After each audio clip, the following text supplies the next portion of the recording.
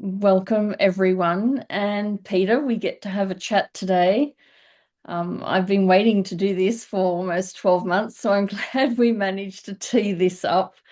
And I'm looking forward to hearing what you've got to say, but also what I learn about you that I don't know. And I'm sure there's a lot, even though we've had lots of conversations over the years. So, firstly, I'd love it if you could. Tell us some about your history. What's Mm.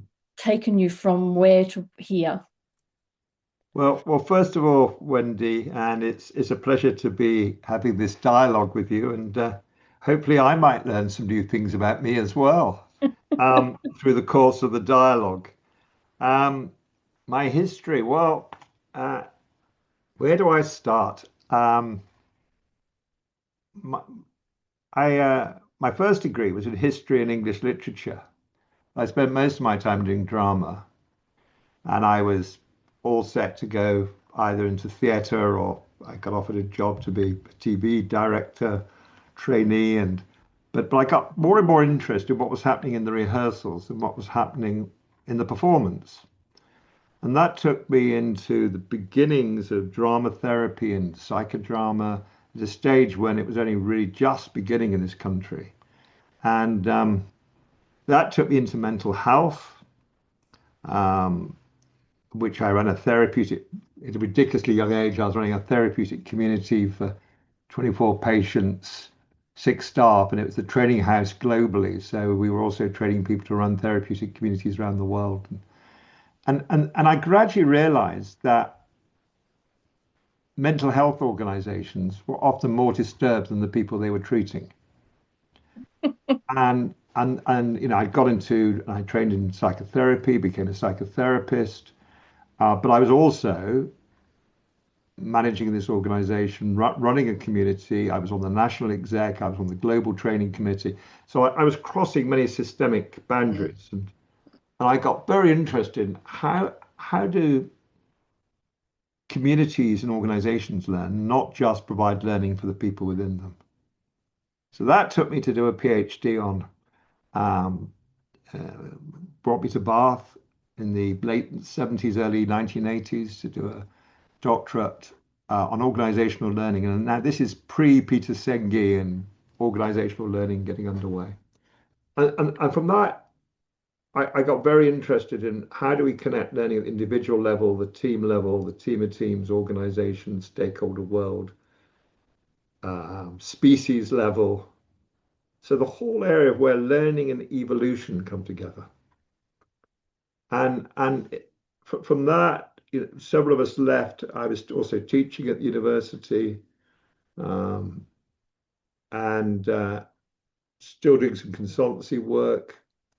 And we set up a consultancy business, which was trying to bring together strategic change, culture change, leadership development. And because I've been involved with psychotherapy and counseling, and I've been involved with organizational development, that drove me very early into the early stages of coaching. So I think my first coaching invoice was 1978. So that really dates me.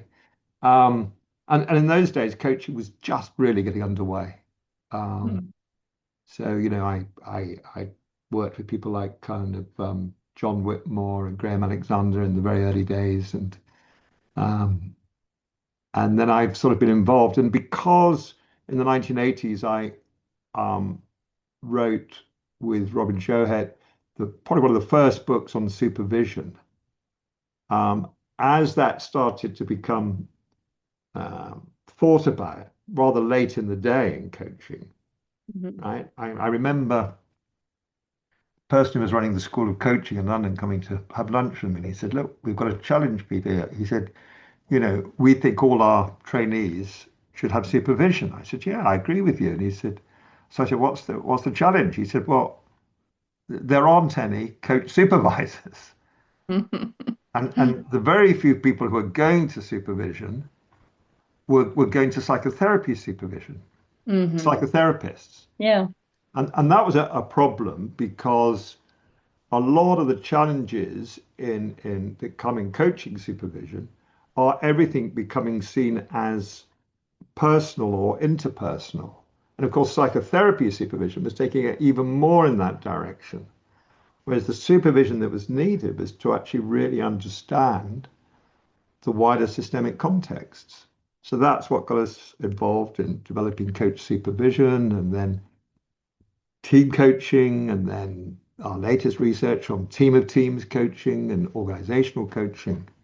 So, that's a long answer but it's been a long life. Yeah. And, along all of those lines of work, has you being a public face to much of the work as well. You show up and you talk a lot, as everyone knows that you're a voice around the place. So I'm wondering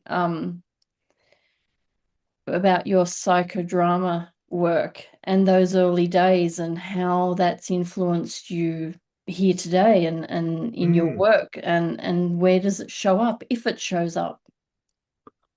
The so even before the development of constellations, I was probably one of the first people to do what Moreno and psychodrama would have called team sculpting within senior executive teams around the world in various different countries.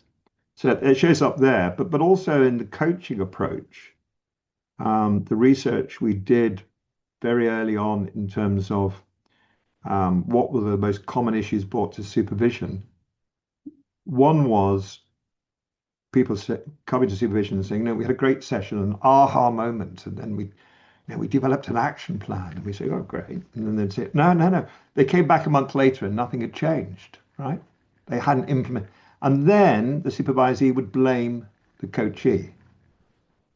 And that's where we then kind of, given my psychodrama background, we started to introduce the notion that if the change doesn't move into an embodied change in the room in coaching, it's not like to happen outside.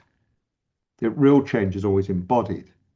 This is where the insight happens and the action plan gets created in the left hemisphere neocortex. But change is always embodied. And that's where we develop the notion of you need to have the fast forward rehearsal. And I adopted Jack Moreno's phrase, don't tell me what you're going to do, show me. Yeah. Let's do that conversation you need to have with the finance director, right? Mm-hmm. Let's do it right now. Show me how you're going to come into the room. Show me how you, yeah. And Mm-hmm. and obviously also, how do we bring the stakeholders' voice into the room? So the whole notion of bringing, stepping into the shoes of the stakeholder, all of that all comes from before it was in Gestalt, it was in kind of Mm-hmm. psychodrama. Mm-hmm. So all of those things have had an influence. There's a chapter I did in the book, Leadership Team Coaching and Practice, a chapter I co-wrote with David Presswell, who's from a constellations training world, about embodied approaches to team coaching. So that it's still there, yeah. Mm-hmm. Mm-hmm. Um, and my love of if I do keynotes, it's harder now. We do them all virtually, but to make it experiential, not a lecture, to actually give people lived experience, because that's where learning takes place. Yeah, it's Too, true. too, So, too much coaching is still done left hemisphere to left hemisphere, to use Ian McGilchrist's stuff. so I like the idea about the embodiment for change, that change happens more solidly when it's embodied. And to do that, you need to be experiential. And I wonder how that marries up to the notion that we've often spoken about change happening really between the coaching sessions. Mm. That Well, the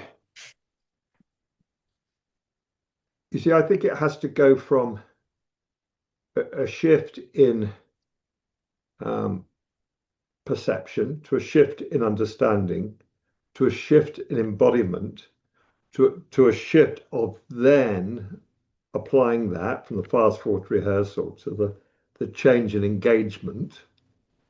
And then even then, I think there's the whole thing about, if what we're shifting is very long ingrained habitual ways of reacting, habitual ways of thinking, habitual ways of engaging, you've got to, if you like, engroove a new discipline, a new habit.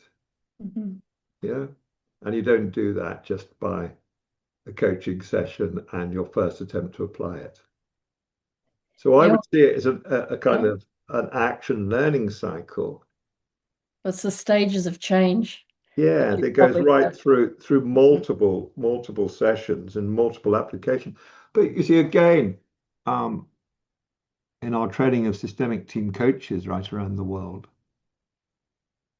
we train them to say, look, don't just do events, because our research, when we went to look at people who do off-site team retreats and workshops, and we asked them what percentage of what you commit to on the workshop actually gets carried through into sustained change back at work. It was depressing, right? It was most of it was between about 0% and 30%.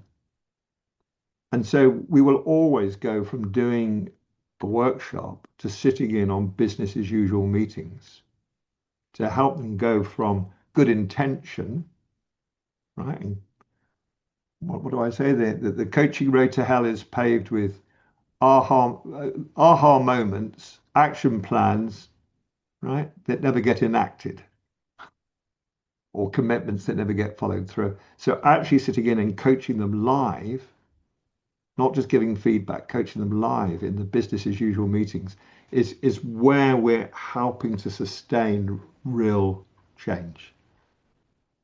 Yeah, and I'm just what you're saying just has had me reflect on some of the coaching ethics forum advisory meetings and and even how I know just reflecting on myself, right? How I've changed across time depending on what's arising at the time. And so the way that I show up Mm, changes just as a depending on what's going on. I show up differently. I know that. But I think that matters if I put that out amongst other people and you say the way they all show up, and it matters how you show up, that even if you are leading a meeting as usual, but if your posture and presence is different, it will engage people and have a different kind of outcome that could be stuck in the mud or yeah, moving forward or have some illumination for the person who's leading the meeting or yeah, even everyone else. absolutely. Yeah, having worked with so many senior executive teams, one of the most common moments where things begin to shift is where you have the team leader who moves from feeling that they have to be accountable for everything, the CEO, to saying, look, these are the challenges I think we have and that we're struggling with, and I can't solve any of them, and I need your help, right? From all of you, not just in doing your function, but all of you, not just being behind me, but shoulder to shoulder with me and how we're going to address those. And that ability to ask for help from their heart is often a really transformative moment. So that might be something that will help you with your advisory board, Wendy-Ann. You can tell me next time we meet. Well, I could look you in the eye and say, so Wendy-Ann, what's the help you really want to ask from us, from your heart, that would really make the difference? I could be more facilitative. I'll make a note to try that next time. So looking at your career across time, as you said, it's been a really long one. and it's had a huge impact on coaching and on leadership spaces. What's something about what you've done that maybe we don't know about that you're really proud of? Well, where I'm at the moment is trying to um, get all the different organizations that I've been responsible for to become independent. Um, because when I got to 60 and we sold the first consultancy I'd started and grown, um, I went off on retreat to answer my own question, what can I uniquely do in the next 10 years of my life that the Mhm. world of tomorrow needs? And then I felt at that stage what the world of tomorrow needed was actually people who could create change that went across all the systemic levels of the individual team of teams, organization, stakeholder world, ecosystem world. And if you like, a lot of my work over that period has been about how do we create what I now call integrated development professionals. And that's where our global training has been going. People still think, oh, I train people in systemic team coaching. Well, systemic team coaching is one of the modalities you need, and team of teams coaching, in order to join up change, right? Mhm. And then I wrote with the three founders of the Climate Coaching Alliance, the book on ecological and climate conscious coaching. But now, if I ask the question, and I've written a lot about this in both these two books that are behind me, Beauty and Leadership in Coaching and Team of Teams Coaching.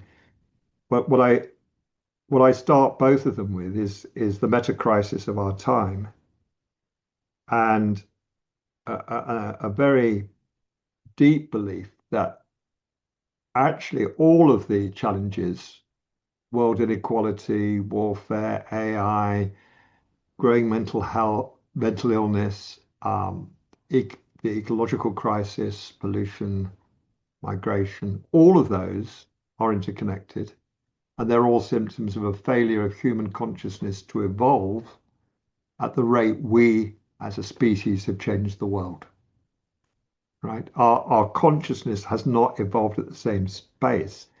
And so the thing that I'm trying to free myself up to a lot more of is we've set up the Renewal Foundation as a charity Mhm. with the precise purpose of how do we do action inquiry, small interventions with big impact, which are about evolving human consciousness. And that I feel I'm not sure proud of, but passionate and dedicated about, So because I this think is that's a what's most needed. Yeah, and this is a now thing moving forward. I'm just wondering about this conscious leadership that you've been writing about, that you're particularly interested in now, and how that has shown up or influenced your desire to have these other entities that you've created become independent of you, I believe it is what Hmm. you're wanting. Well,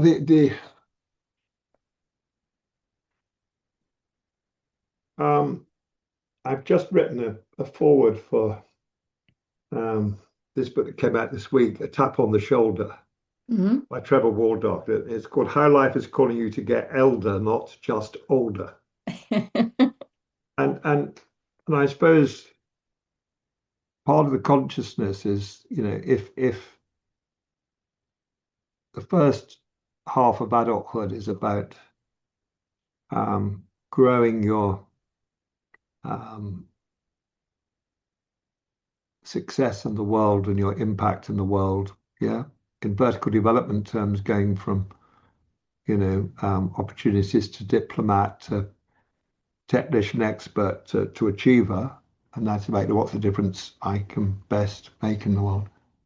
Then you go to the second half of adulthood, which is about um, unselfing rather than personal development. you go into um, the gradual letting go, and that journey is, well, I think it's very important in the coaching work as well. So just not only for myself, but I've ended up doing.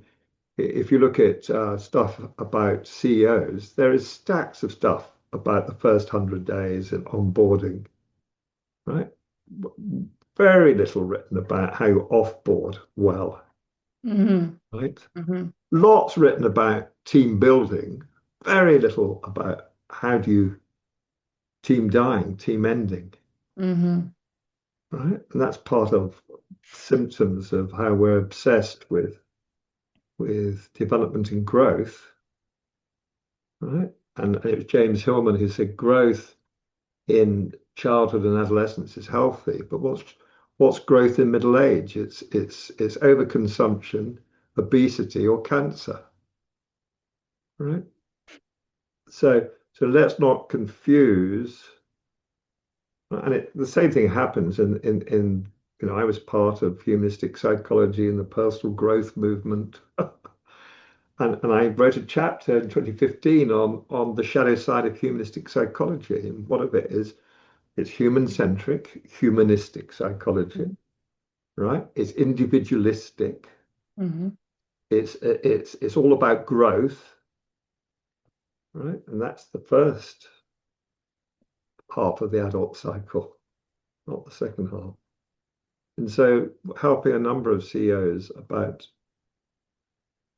suppose you help people to do what you're struggling to do, which is, how do you leave well? How do you, yes, what is confidence? Untangle yourself from it. And I guess there's different degrees of untangling as well. When I think about the Coaching Ethics Forum as an example, and how after the first year, how tightly I held it, then I tried to open it up, but it was too early.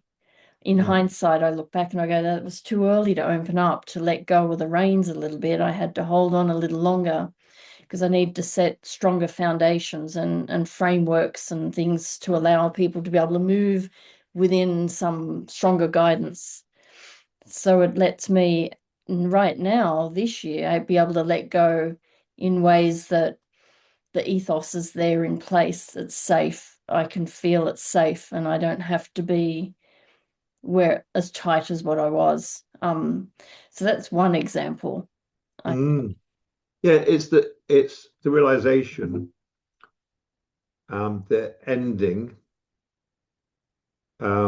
is not an event. It's a process over time. process. Yeah. Death is not an event. Mm-mm. It's a process. Yeah. Yeah, probably one of the most important lines in the Quran is "Die before you die." Yeah, and I think that does apply, and I've used that in models of helping CEOs manage a leaving process, which is often, 2 years, 3 years, Mm-hmm. of how do they leave before they leave, Mm-hmm. very, very practically. And I have a Mm-hmm. phased model for helping CEOs do that. Yeah. It's a curious thing about humanity that it's having to figure that out when nature itself has that already in process. I'm just looking at the flowers behind you that you always have sitting there, some kind of floral, and your shirt is giving us a touch of nature. And it's like sometimes we humans take a while to learn from other things that are not human. Yeah, and besides learning from nature, which is probably the best teacher we have, also from traditional indigenous communities. Mm-hmm. So one of the things probably people don't know about me is that I have also trained as a um, interfaith celebrant, and I train Mm-hmm. interfaith celebrants. And I think there's all sorts from we can learn from rites de passage. Here's the book from 1911, Van Gennep, about if you look at all sorts of societies, there's a lot which is similar about how you manage transitions. coming of age, leaving home, marriage, um, stepping back, funerals, dying. And actually, I've learned so much. Every time I've taken a funeral, it's been an enormous gift to me, Mm. right? Every time I've done been with someone dying, enormous gift. And we don't often think about that as part of our training as coaches. No, you make me think of Dr. Roger Cole. He's Australian, Mm, and he's worked in palliative care and is very, very well known for his presence in palliative care. And he often has spoken about um, being with people at that time being a gift, mm. with some extraordinary experiences that he's had. I don't know if you've ever met him. He's a lovely No, no, I person. haven't. Although I did a lot of work with the community mental health across Australia and New Zealand, Yeah. which was a lovely engagement Hmm. because they were one of the few places in the world where they bring together patients and ex-patients, frontline practitioners, leaders of mental health facilities, politicians and policymakers, and where they, because of their belief systems, they bring the whole to review what can we change about community mental, and that was just such a lovely, a privilege to help them and get engaged with. Yeah. So before we move on to another line of questioning, I want to touch back on nature because you are in Bath still after all these Yeah. years, and you do have the flower shirt and the flowers behind you, and you've also been a part of a book around And I, nature and climate. I ought to do this to turn my probably probably a bit too bright It's light, but a little bit bright. Ah, there there we we go. go. There we go. There we go. Yeah, it's lovely. There's the view from my desk. So I'll put my camera back. So I've just been out this morning with somebody from employed by the local government here to develop areas around Bath because we live just outside of Bath, um, called the Bathscape Project. It's surrounded by hills, and to make sure that we've got wildflower meadows and woodlands right around the edges of Bath, and we've got the responsibility of looking after 37 acres here, and we've done a big woodland project on one side and a big wildflower meadow project. And just a delight going out with her this morning because we're trying to get the fields registered as conservancy areas and to watch the great flock of jackdaws suddenly come up. They were hidden in all the buttercups and wild, amazing range of wildflowers. And that is just and that's what feeds the soul. Yeah, and you hold retreats there, and so they're in amongst the Mm. nature. So how do you use then that natural setting within your work? I know you do the retreats. You don't have to speak about that specifically, but generally. But but but one of the things we um, a very specific thing we do training retreats, and I also use when I do have coaching clients who come here, and we coach as we walk alongside each other. So that walking alongside, again, it becomes embodied. You get Mm-hmm. into the rhythm of the person you're working with. You're shoulder to shoulder rather than face to face. Um, you're walking the path, not just talking about the path. But also, there's two other bits of the training that I train people in and I use myself, which is as you walk, is to see the ecology not as an item on the coaching agenda, but as the co-coach. Mm-hmm. So, we may pause and say, so just look around you, right? What's speaking to you right now? that could help you with that challenge you've just talked about. Mm-hmm. And it may be a bird, it may be, the jackdaws, it may be the oxeye daisies, it may be this tree. And then I'll say, so what would that tree be saying about the situation? And so, that if you like, I'm bringing in as a co-coach. Mm-hmm. And also there's something about, we teach three horizon thinking, business as usual, innovating for tomorrow, what's coming over the horizon. And you could do that because this is very deep valley here, and Mm-hmm.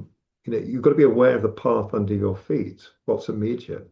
You've got to be aware of what's opening up in front of you. You've got to be able to see what's coming over the horizon, because we might need to get back before it pours with rain.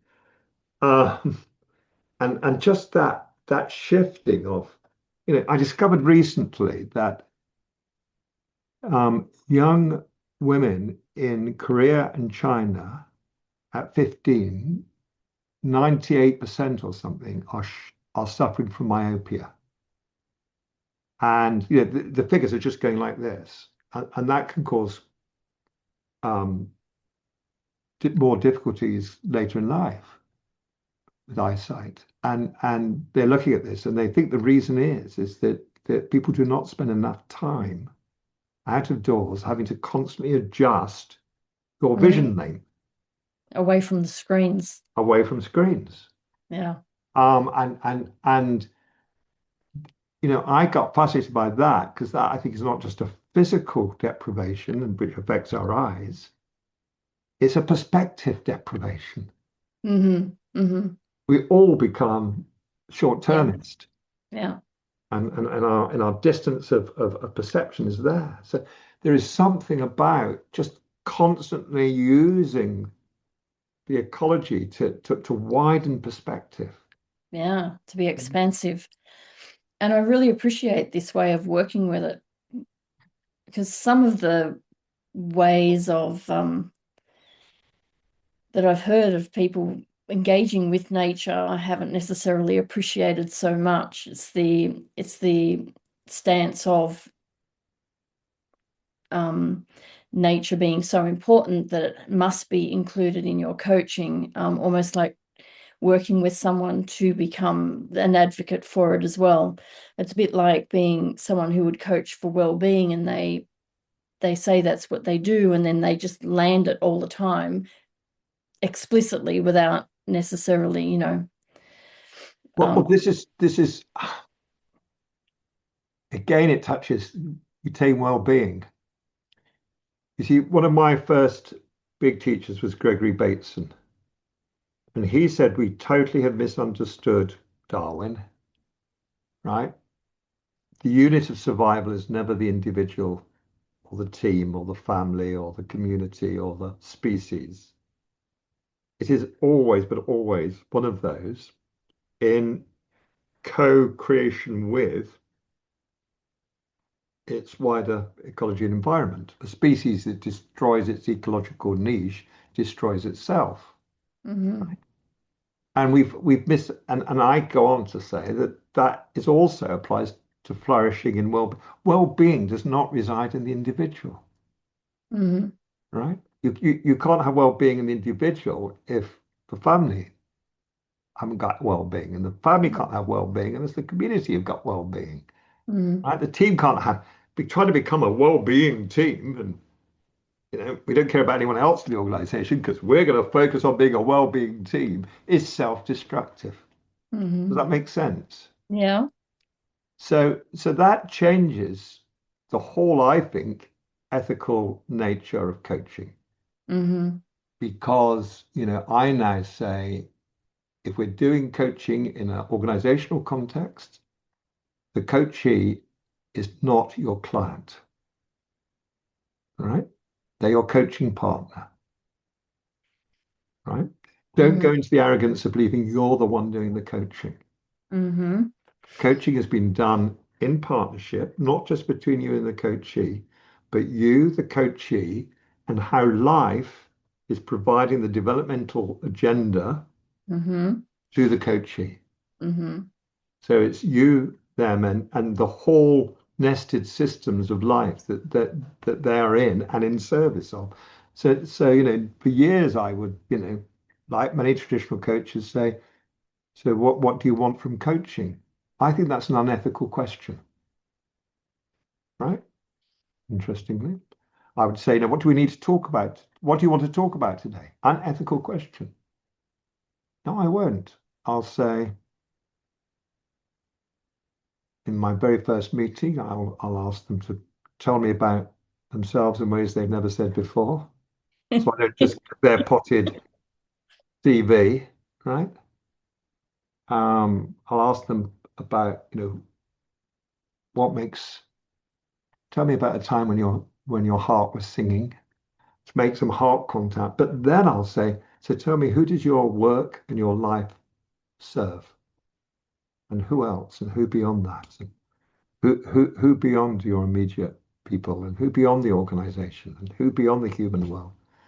And I'll bring all those people into the room and say, so if all those levels were here in the room right now, what would they be saying is the work you and I need to be doing together?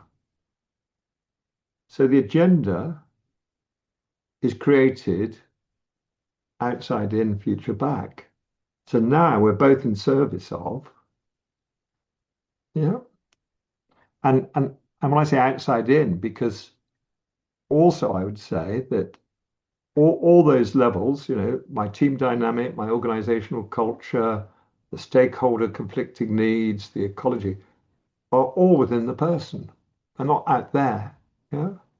So when somebody said to me, it's not our job as coaches to bring the ecology into the coaching room, I said, what a strange way of thinking. He said, what do you mean? I said, well, do your coaches eat and drink and breathe? He said, of course they do. I said, well, the ecology is already in the room. Mm-hmm. It's just that you're not paying attention to it. Mm-hmm. That makes sense. Yeah. And therefore, I think, and I know this is a fairly radical view, but we have to move away from talking about the coachee as the client. It's not, and actually being on the side of the client can lead you into to poor practice because as humans, it's so much easier for us to have empathy for the person in the room with us and to then go into real compassion for them and then hear about this awful boss and this terrible employee and Mm-hmm. difficult customer and be drawn into them victim. These people persecuted me, rescuer. I see it so often Mm-hmm. in the supervision work I've done. And even how I get, watching my own practice, it's so easy to get cool. And we shouldn't be on any individual's side or the organization's side. We should only be on the side of what's needed to come into being, what's needed Yeah. to emerge. And therein, coaches need to be developing that perspective taking, which I think is an ethical obligation for them to undertake. That is why I actually have perspective taking in Ethics Beyond the Code. When you get past the foundation, I have people feel a little bit uncomfortable and stretch them for that perspective taking. Very important work. Would it help just to give an illustration? If you want, we're not really here for that. I'd But like but but I to. meant, in terms of an example. But if that's helpful, I can give you some examples of doing it in practice, as it were. Give me a quick example because I'd like to move through the Okay, rest of the so questions. I was working down in South Africa in the late 90s, just after the political change, Mm-hmm. with the merger of the two big fruit industries, right? It was the third biggest industry in South Africa, really important, the main prop of rural sustainability. And we'd done the merger. I was coaching the top team, and I'd been quite challenging. And the CEO suddenly stopped the meeting and said, "Peter, come with me." And he took me into the corridor and said, "Don't you challenge me like that in front of my team. You got to remember, I'm your client," he said. Mm. one of those moments when you think, Yeah. God, what have I done now? And why did I get into this business? And I took a deep breath, and my hands were shaking, and I said, look, change his name. Look, James, um, if I've been insensitive or inappropriate, I apologize. That's not my intention. I said, but I need to be really clear. You're not my client. You are important to me, and I care about you, and you do sign the checks because it's not his money.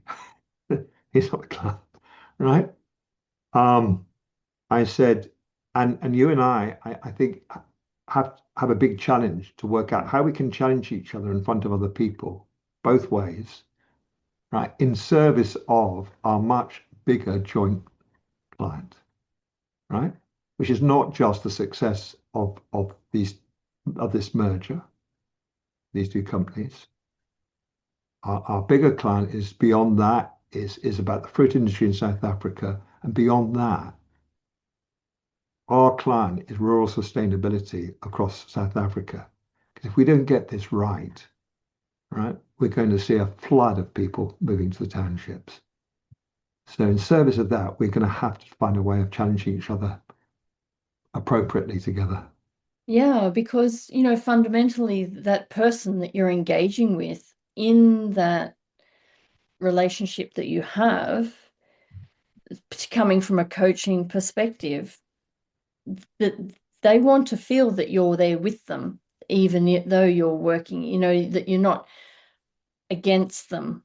You No, have not against them, but no, but they need to feel like they're kind of there, you're there with them, you've got it all contained, you and allowing it all to break open at the same time. It's a mm, delicate balance to be working that relationship. but the good news is that we carried on working together in that organization for 2 more years, and then he took me into his next organization. Right. But I think it's those moments where we Yeah. have to have moral courage, Yeah. and we have to stand for the fact that I can't be bought. If I have to be willing to put my contract on the line Mm. and say, actually, we've got a bigger cause here Mm-hmm. than me sort of doing what you want me to do. Mm-hmm. Together, we've got a bigger cause. Mm-hmm. So I want to use that example Yeah. to lean into my next question, to tell me about your decision making there. I mean, it probably happened quite quickly, but what was going on for you in your mind, and like how did that decision making happen? It was a great outcome. It was a good example. Well, I think it starts by I don't think I can work for an organization. And we for years we went through all these things about which organizations we'll work for or not work for, and it that means we just get into judgmentalness and splitting. Mm-hmm. What I prefer a kind of more qualitative test, which is, do I feel that partnering with this organization can lead to benefit beyond me and the organization? And I've got to feel that somewhere at a heart level.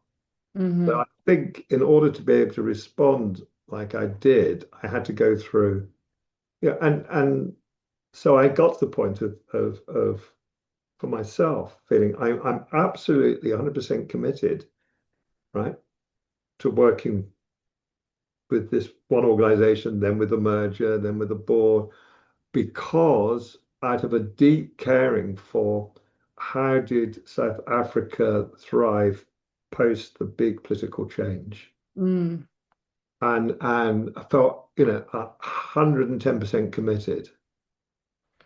And I ended up working with the farms, the co-ops, the transport, their marketing entities around the world, because there was a heart commitment. If I can't find a heart commitment, then I can't hold that challenge, because otherwise I'm holding it from an ego place rather than Mm-hmm. or a knowing better place.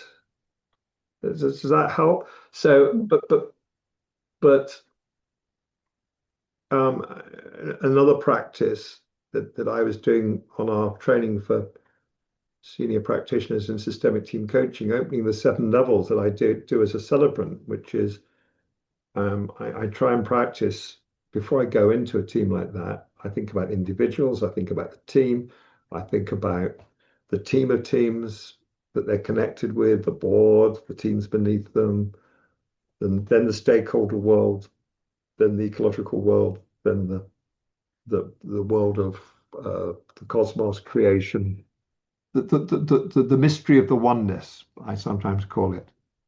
But somewhere I have to open up those levels within me Mm-hmm. because we all naturally get pulled into what's immediately in front of us, and Mm-hmm.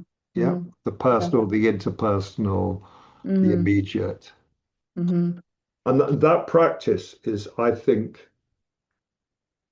I don't, sometimes I'm too rushed and I don't do it. But I think it's a very important. Um, so then, if you like, it's not I'm working it out consciously, Mm-hmm. right? The response almost comes through me because I've anchored myself in, if you like, in um, service to the wider systems, right? And Mm-hmm. then people say to me, but aren't you being directive? And I say, well, first of all, this notion of non-directive coaching is a mirage. Just by nodding your head, right, or smiling, you are being directive to what I say Mm-hmm. next. You're telling me what are the things that I ought to do more of. By asking me a question, you're saying, please think about this. Yeah, Anything we do is exactly. directive, right? Mm-hmm. Mm. But secondly, I Although do. I have had people say, you know what, I just don't want to answer that question. And so we don't go there. We might turn around to it at Yeah, a later time. yes, but by the very fact that you've asked them a question and given them the choice not to answer, you're still directing that them to think about whether I want to answer this or not. Yeah. Do you Yeah. see what I mean? Yeah.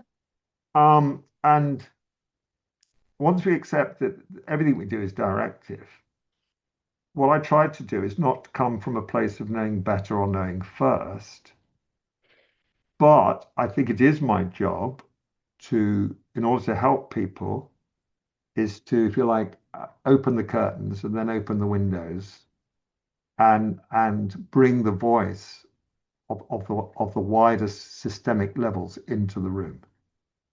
Right. So, to help people. Um,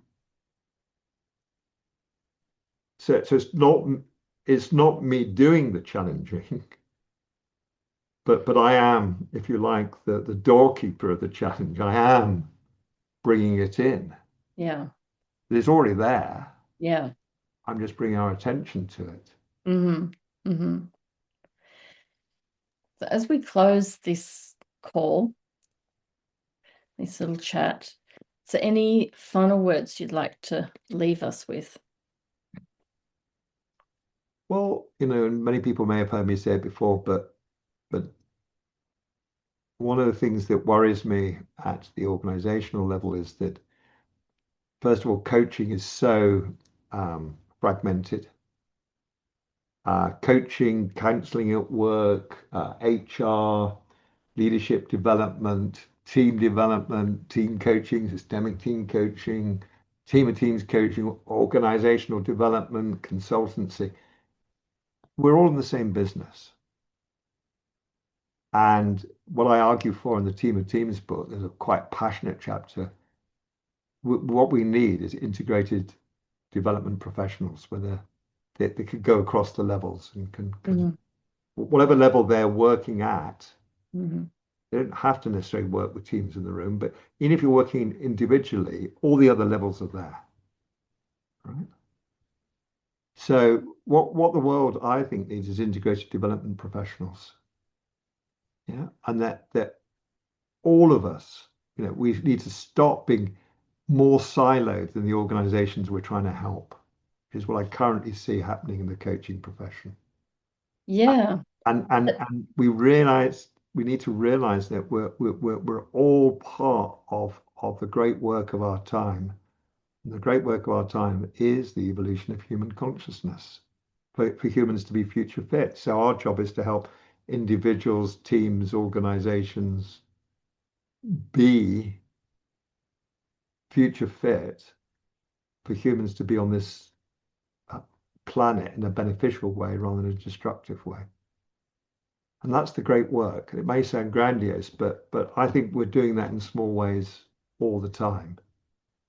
Yeah, we're moving towards it, I think, at a faster pace, perhaps, or just starting to step into it, due to the advent of AI coming on very strongly now, and the different things it is capable of doing. And humanity needs to move into a different way of being at work. And the big danger is, AI gives is a big opportunity. What was it? Mm. Um, who said AI is both thrilling and chilling? Um, name will come to me in a moment. For me, it's a big opportunity and a very big danger. Mm-hmm. AI can now, and I've worked with AI and technology companies that are helping teams with Mm-hmm. team meetings and team development, and AI as team coach and co-coach. Um, it can take over a lot of traditional left brain coaching. We don't need coaches to be doing that any longer. That should be freeing us up to do stuff which is not only right brain, but heart brain, gut brain, embodied. Yes, systemic stuff that AI can't do. Mm-hmm. And that's true in many bits of the world. The big danger at the moment is that AI in education, AI in profession is training us to be more like AI rather than liberating us. Mm-hmm. It's going to more and more imprison us in short-term left brain, Mm-hmm. immediate satisfaction, answers at your fingertips, and Mm-hmm. and and and it should be liberating us. Mm-hmm. But the danger is it could end up imprisoning us. Mm-hmm. A word of caution for all of us. Thank you so much for this chat.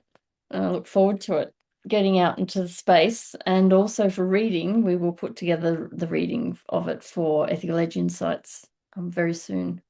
Great, lovely to be talking with you again, Wendy-Ann, and I wish you well and look forward to prompting you at the next advisory board meeting.